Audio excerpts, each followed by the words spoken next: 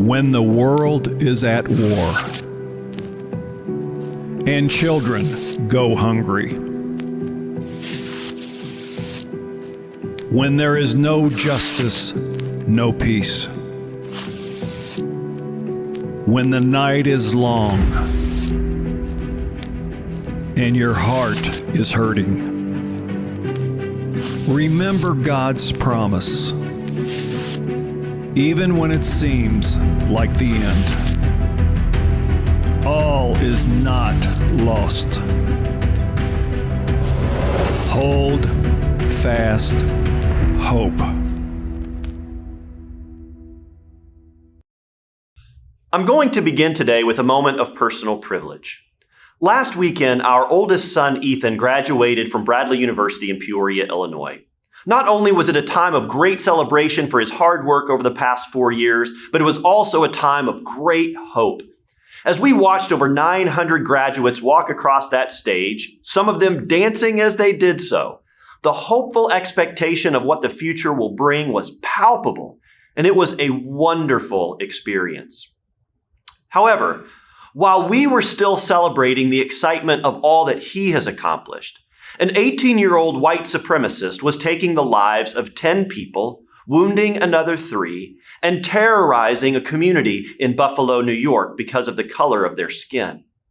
Had my son or several of his classmates been there, they would have been targets, as would some of our congregation members and many other people you know and love. Some have tried to suggest that the reason the person did this is because he suffers from some kind of mental illness.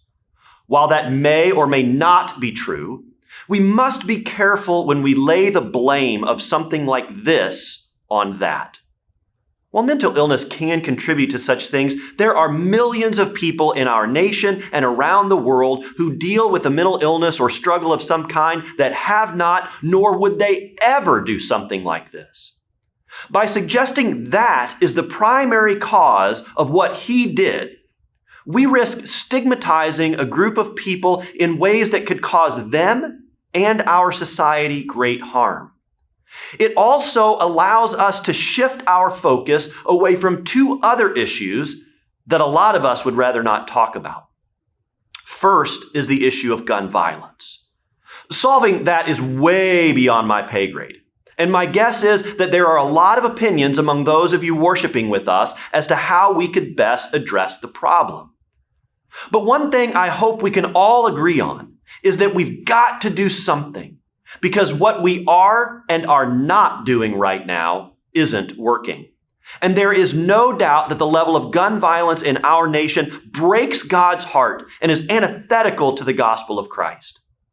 According to the CDC, over 45,000 people were killed by firearms in 2020.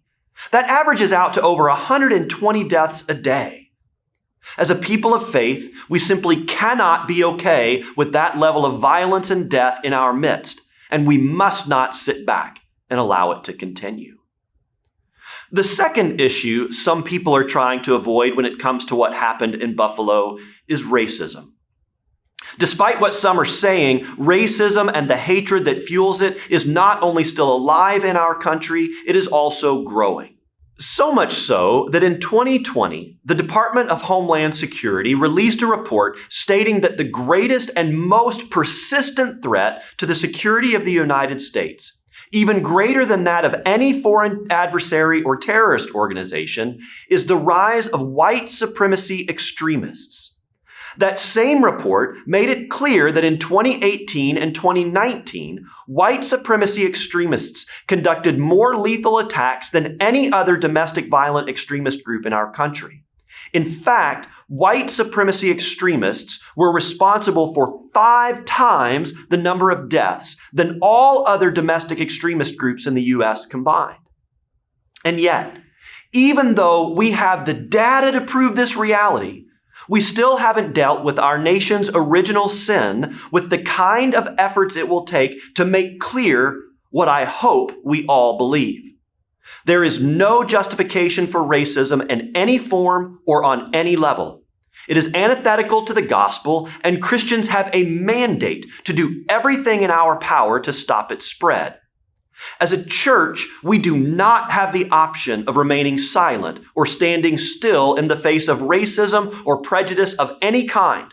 And doing so to any degree makes us complicit in the ongoing violence and acts of bigotry and oppression that are causing so much harm in our country. We can and we must do a better job restoring the beloved community that God has always had in mind for God's children. And I hope and pray that you will join me on that journey.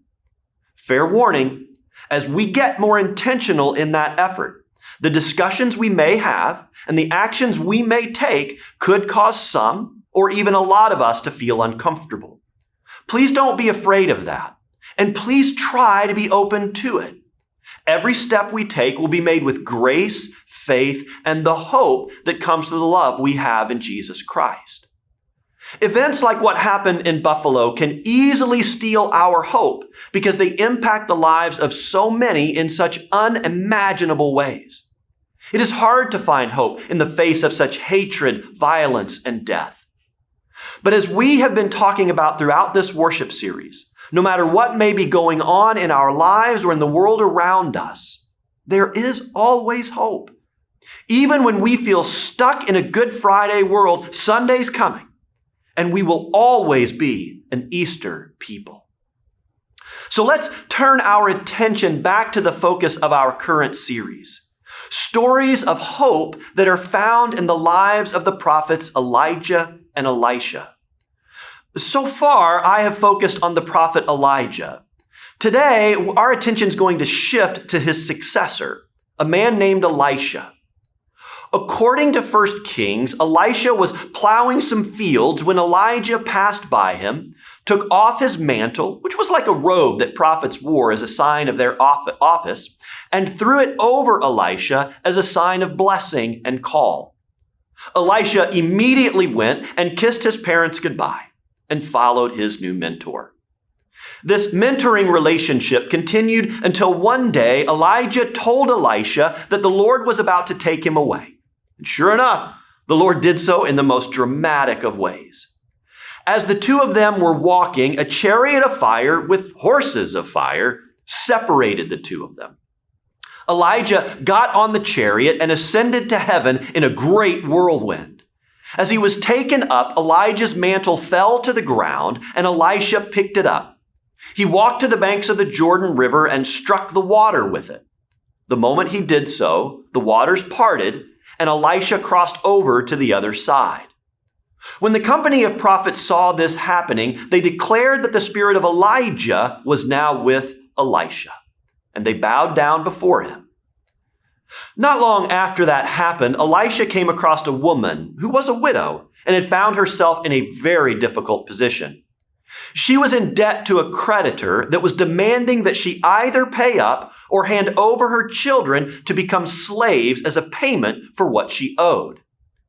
Think about the injustice of that situation for a moment. The odds are that this was a predatory lender who took advantage of the woman's situation and who was now threatening to take her children, who had nothing to do with any of this, and force them into slavery. Upon hearing about the situation, Elisha asked, "What do you have in your house?" She replied, I do not have anything except for a small jar of oil. Elisha then told her to visit every neighbor and friend that she had and ask if she could borrow any empty vessels they had, making it clear that she was to collect not only a few, but as many as she could possibly find. Once she had done that, she and her children were to go into their home and shut the door. Then she was to take her one bottle of oil and begin pouring it into an empty vessel. She did as Elisha said, taking her small amount of oil and slowly pouring it into the first vessel. When it reached the top, another vessel was put in its place, and she kept pouring.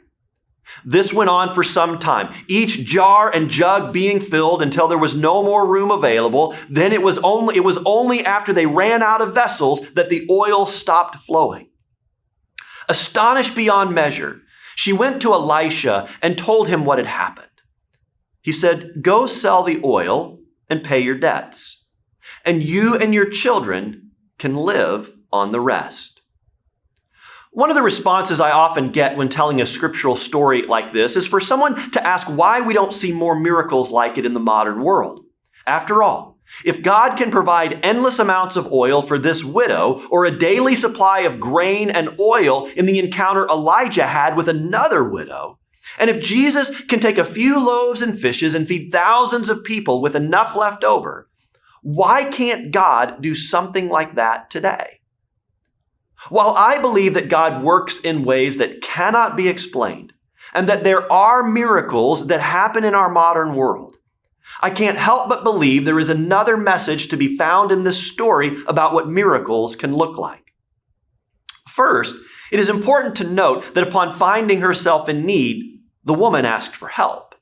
That is not always the easiest thing to do, and for some of us, admitting that we need help is among the hardest things we will ever do, if we are willing to do it at all. It is okay to ask for help. It is not a failure or a sign of weakness. It is part of the human condition, and at some point, every one of us needs help. I also encourage you to take note of Elisha's response when the woman asked for help. He did not judge her in any way. He did not ask how she came to owe so much money to someone else, or why she didn't pay it back on time. He heard her cry for help. He saw the injustice of her children bearing a burden for something they had nothing to do with, and he responded. No judgment, no shame, no lectures. Just grace. That said, he didn't absolve her of taking a role in her journey toward restoration, a journey that began with a key question. What do you have that might be used to help get you out of this situation? She gave it some thought and offered up the small amount of oil that she had left. She had to put some skin in the game here. Then she and her children went door to door, asking her neighbors to help by providing empty vessels. My guess is that some turned her down. Some likely gave her more than one. A few may have even carried the vessels to her home. Seeing her need, the community rallied around her. They gave of themselves for her sake, not their own. The woman could not have repaid her debt or continued to live off the sale of that oil without the willingness of her neighbors to lend her their resources without expectation of getting anything in return. While the endless supply of oil is certainly miraculous, it is in no way the only amazing part of this story. There is plenty of amazing to go around here. And the miracles of generosity, sacrifice, compassion, and grace are certainly in play.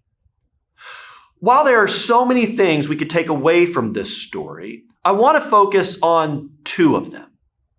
First, while the woman in the story had a role to play in overcoming the challenges she faced, she could not have gotten through them without others choosing to get involved, even though they didn't have to do so. Her neighbors leveraged what they had for her sake. We are called to do the same.